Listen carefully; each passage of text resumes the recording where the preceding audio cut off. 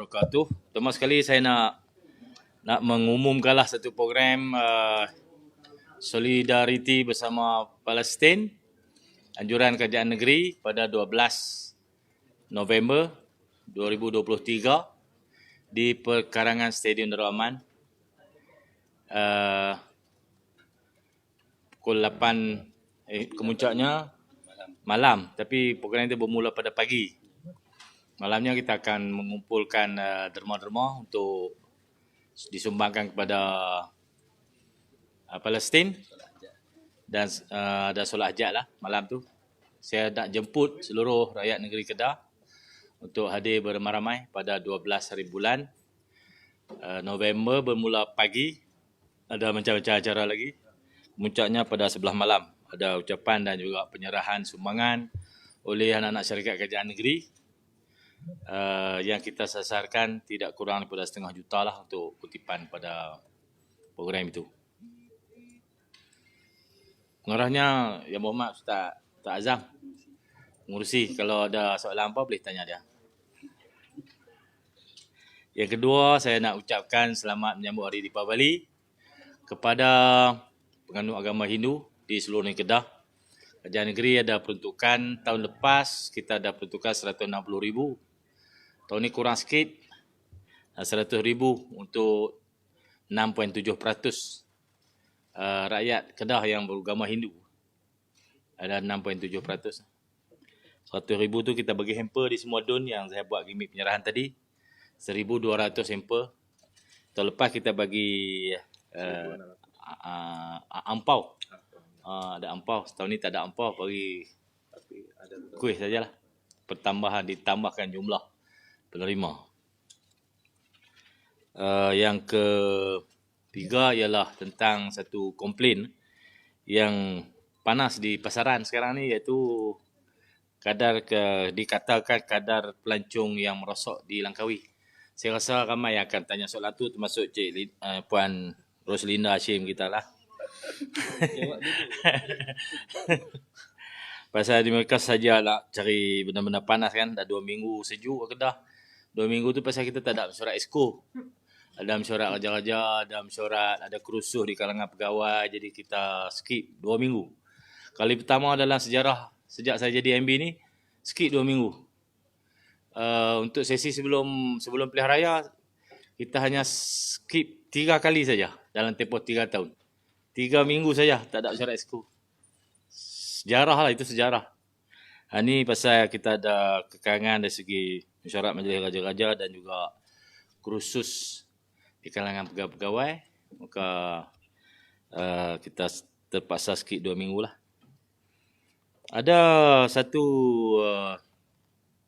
naratif yang cuba dibawa dan usaha berterusan lah untuk memberi gambaran yang salah tentang Langkawi. Kononnya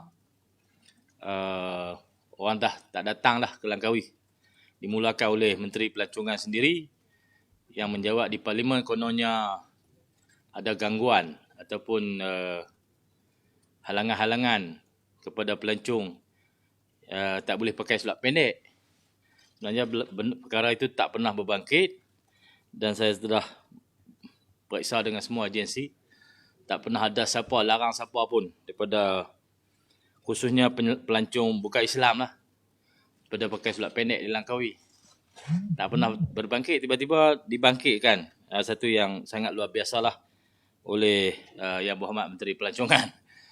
Satu kempen negatif, bad publicity kepada Langkawi oleh Menteri Pelancongan sendiri. Saya harap perkara ini dapat perhatian lah. Kalau Menteri pun beri publicity negatif kepada destinasi pelancongan, saya harap Menteri itu dapat ditukar ke agensi lain lah, kementerian lain.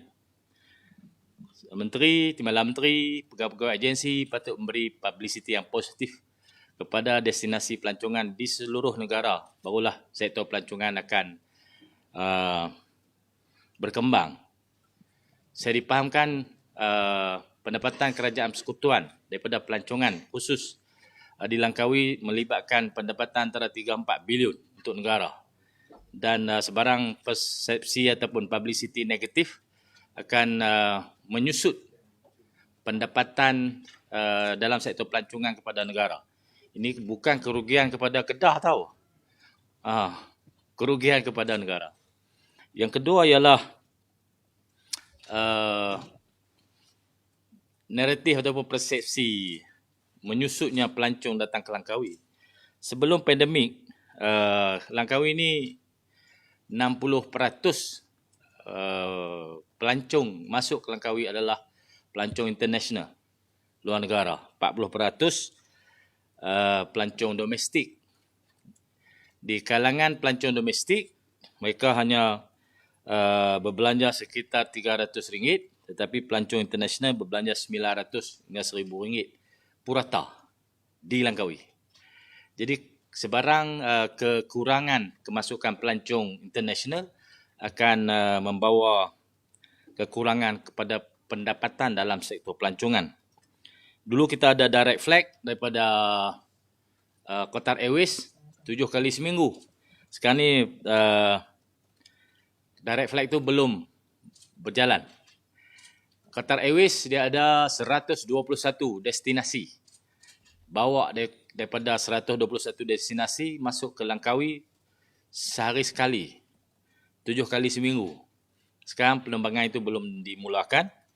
Telah diusahakan untuk bermula kemasukan pelancong international ni sejak zaman pandemik. Qatar Airways mula-mula datang jumpa saya untuk buat bubble tourism. Mereka yang cadangkan. Sampai sekarang belum dapat dilaksanakan. Saya harap perkara ini dapat diambil perhatian oleh pihak kerajaan persekutuan. Kita ada Air Asia daripada Langkawi direct ke Guangzhou, China. Dulu kemasukan pelancong China paling ramai ke Langkawi. Sekarang ini belum dapat dijalankan. Perbelanjaan pelancong di Langkawi saya sebutkan tadi, domestik belanja taklah mahal sangat. Kebanyakannya beli pinggan mangkuk lah. No? Kalau yang belilah, kalau tak beli coklat. Yang international belanja besar, dia duduk di hotel 4-5 bintang lah.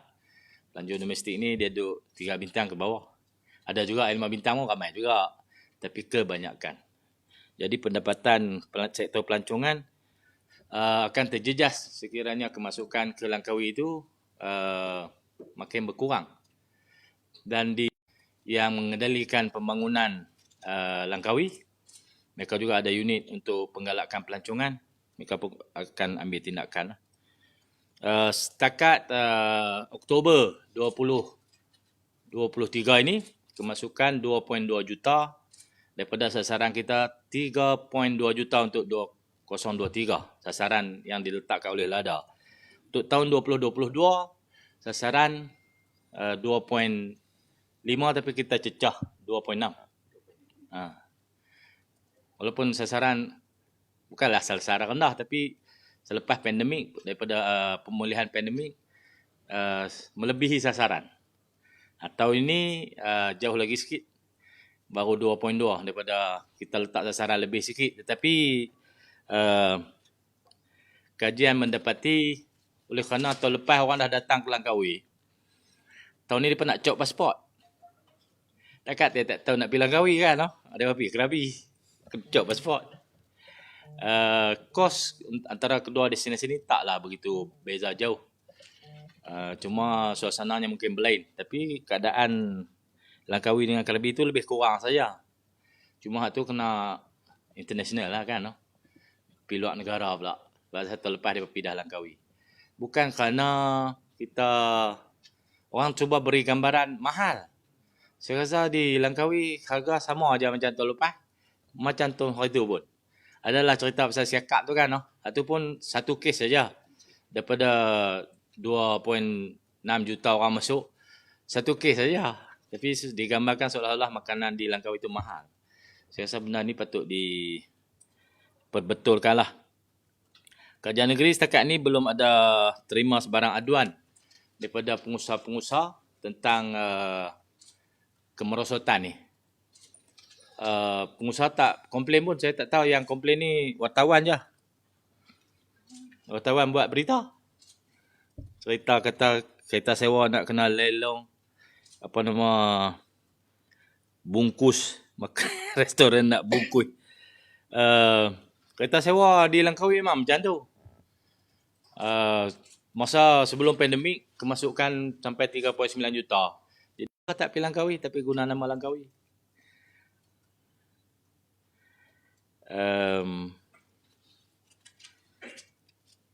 Program-program ikonik macam tu lah. Kena masuklah ke Langkawi.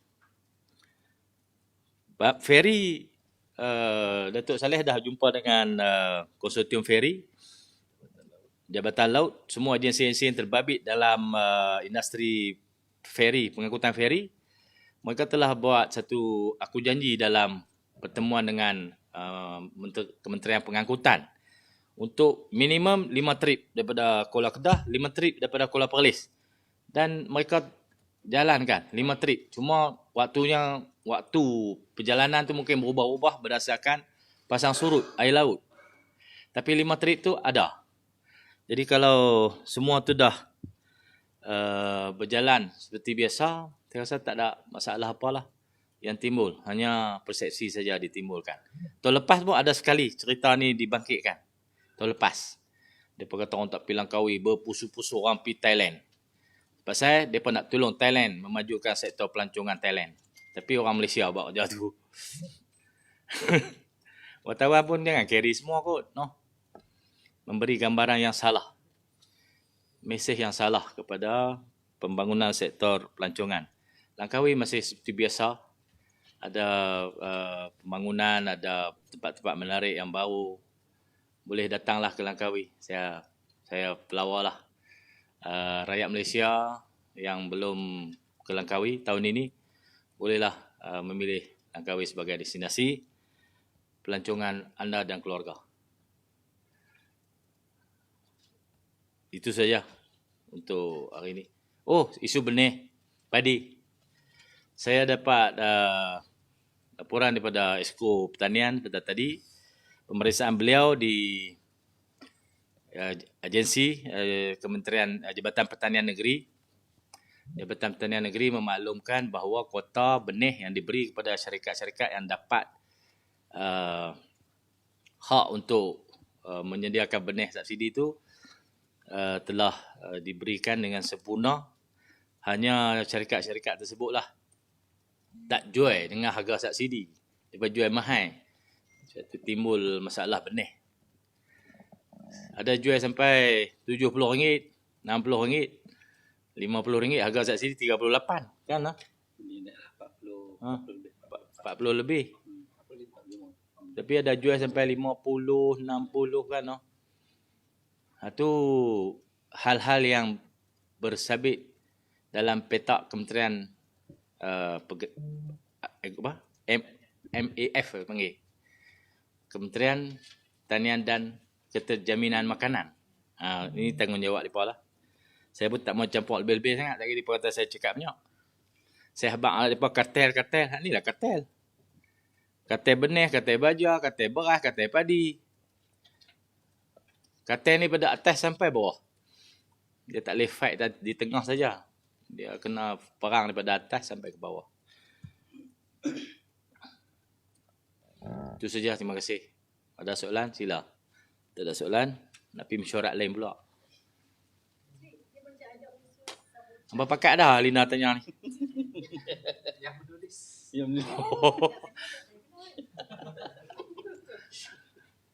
Ada tak nampak macam ada usaha sabotaj nak burukkan Langkawi? Mungkin sebelum ni ketegangan antara state dengan persekutuan menyumbang kepada soal tu kan. Sebab sampai sekarang pun CEO Lada belum dilantik kan. So mungkin ni merencatkan Ya. Saya tak maulah kata mereka sabotaj Kedah. Tapi mereka mensabotah diri sendiri. Pasal sektor pelancongan ni, pendapatan dia pergi kepada federal. Kedah ni tumpang jual nasi, tumpang jual apa? Coklat gitu je. Lain tu hotel bayar apa? Cukai-cukai perniagaan semua bayar kepada federal. Kedah kutip cukai pintu je. Dengan jual benda-benda makan tu lah. Souvenir tu. Jangan kata mereka sabotaj Kedah, mereka sabotaj diri sendiri. CEO Lada saya harap MOF segerakanlah pelantikan. CEO yang sedia ada tu ditukar ke custom. Berapa bulan dah, lama dah. Tak ganti lagi. Saya cek co-chairman saja. Tapi pelantikan, urusan-urusan semua MOF. Saya harap MOF ambil tindakan segeralah. Bulan 2. Lah bulan 11 lah.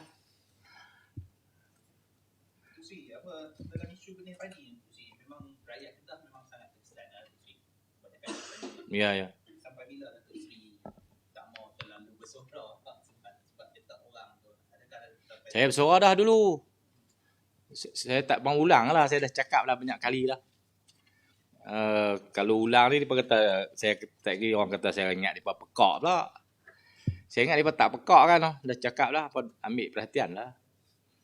Cakap banyak kali pun kata hang duk ulang benda yang sama saja, tindakan tak ambil. Depa duk bantai kerajaan negeri lah pasal sawah padi tu ada di Kedah. Depa tak tahu bidang kuasa tu orang lain. Bidang kuasa Kementerian Pertanian lah. Kalau saya yang boleh bagi kota benih tu, berselerak lah benih tu. Ikutlah menang lah. Kita ada benih. Benih ni mesti diberi kepada syarikat yang ada petak benang untuk tanam padi benih. Jangan bagi syarikat kelang yang tak ada petak padi benih. Dia terpaksa pergi cari orang untuk tanam padi benih. Kalau orang tu tak buat, dan dia kena susun. Sebab musim penanaman di Kedah, di Kerian, di Selangor, di Kelantan tak sama. Dia kena susun petak padi benih tu sesuai dengan musim penanaman tiap-tiap kawasan padi ni. Dia pergi bagi kota kat Kelang beras.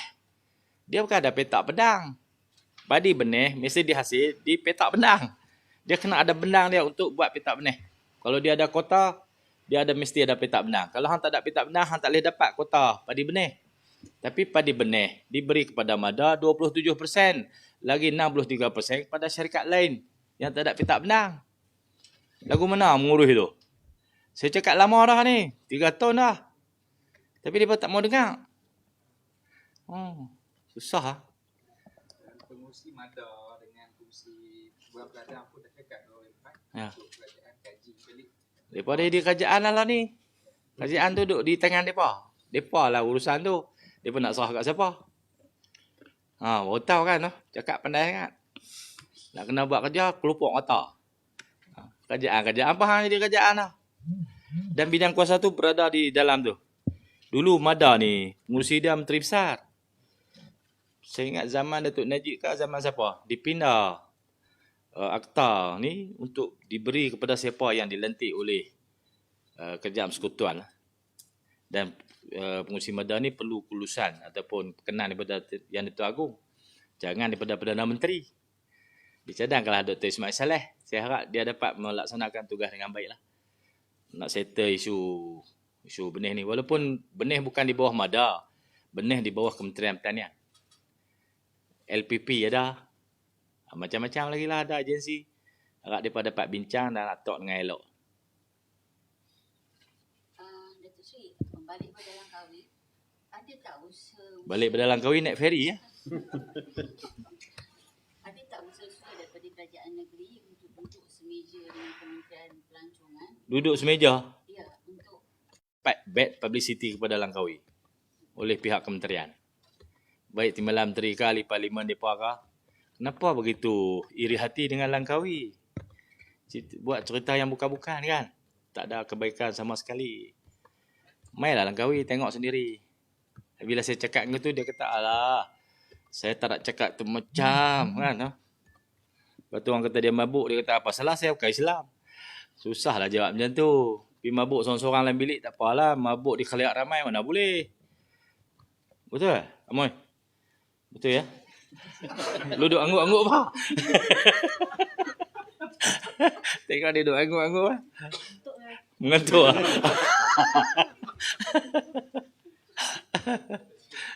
Nak tanya isu terakhir pasal apa ni. Semalam ahli parlimen ketiga yang menyatakan sokongan KPN yang menyatakan sokongan kepada Datuk Seri Anwar Ibrahim. Siapa dia tu? Gomsa. So mungkin apa sebenarnya yang berlaku dalam PN? Sebelum ni Saya fikir isu utama yang dibangkitkan ialah ketiadaan peruntukan untuk berkhidmat lah. di kawasan masing-masing. Itu saja. Mungkin itu cara mereka untuk menjerut ahli-ahli parlimen daripada pembangkang untuk menyatakan sokongan. Ada kan teknik tu kan? Potong ayak, potong api, potong ubat, bom hospital. Ini semua nak bagi rakyat Gaza mengalah. Itu saja. Strategi yang sama lah. Kan saya sebut keras sangat kot. Tapi itulah cara dia.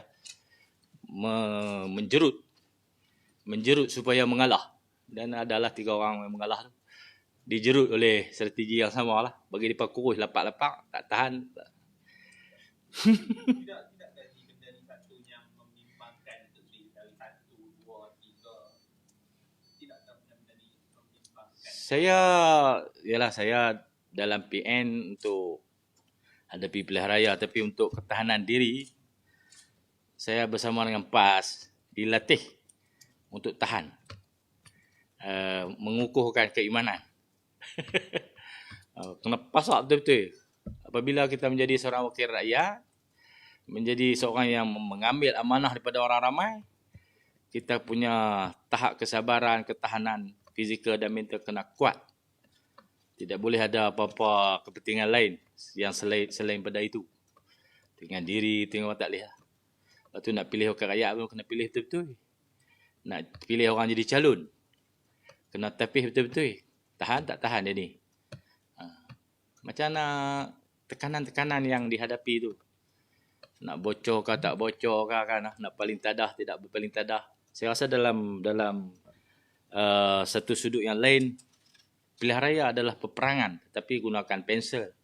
Dalam peperangan strategi itu ada. Tangkap seorang tentera. Cabut kuku. Seksa dia. Buah ayak dalam mulut. Buah papan. Pijak dalam perut. Jangan Jepun buat. Dia bocor habis rahsia. Sebab tak tahan. Wakil rakyat kena ada ketahanan tu lah. Kerana orang yang mula-mula ditangkap lah wakil rakyat ni lah. Saya rasa semua wakil rakyat PAS ditapis sampai ke tahap itu. Parti lain saya tak tahu. Setakat ni ahli parlimen PN Kedah lah kan? Tak ada dengar lah khabar macam tu. Yakin ada keluarkan Saya serah kepada ketahanan jiwa masing-masing. Kalau ahli-ahli parlimen yang bersikap seperti itu, penghadapan dia tak ada nama lah. Takkan nak pilih lagi orang macam tu. Jadi dipikir singkat lah, macam visi pagi tadi kan, satu Kelantan yang tahu Musang sebelum ni didekati oleh blogger politik tawarkan duit. Yalah, macam saya sebutkan tadi, akan ada cubaan-cubaan, dogaan, cabaran-cabaran, dicekek sehingga lapar. Kena tahan lah, dicabut kuku, kena tahan. Kena sabar. Tengok Rambo. Kena jadi Rambo. Politik ni memang ada. Ada sepanjang hayat, ada sepanjang zaman ada broker politik. Dia kerja tu, dia nak kekalkan bos dia berkuasa. Dia buat kerja beli ya. Saya bisa hadapi tu tahun 2008. Saya melepasinya tanpa sebarang bayaran. Saya jaga walaupun tahan ahli-ahli PKR lah, masa tu saya jaga. Lompat 2, tinggal 3. 3 tu saya pegang lah dengan menanam ciri-ciri keimanan. Kena ada perjuangan tu. Yang tak lompat tu Tan Chokang, Lim Soni, DAP seorang. Yang seorang lagi tu dia letak jawatan, letak semua, dia pergi duduk India 2 bulan. Balik buat pelihara kecil. Itu semua proses broker politik buat kerja. Dan saya hadapinya dengan tenang, kerjaan tak terbalik.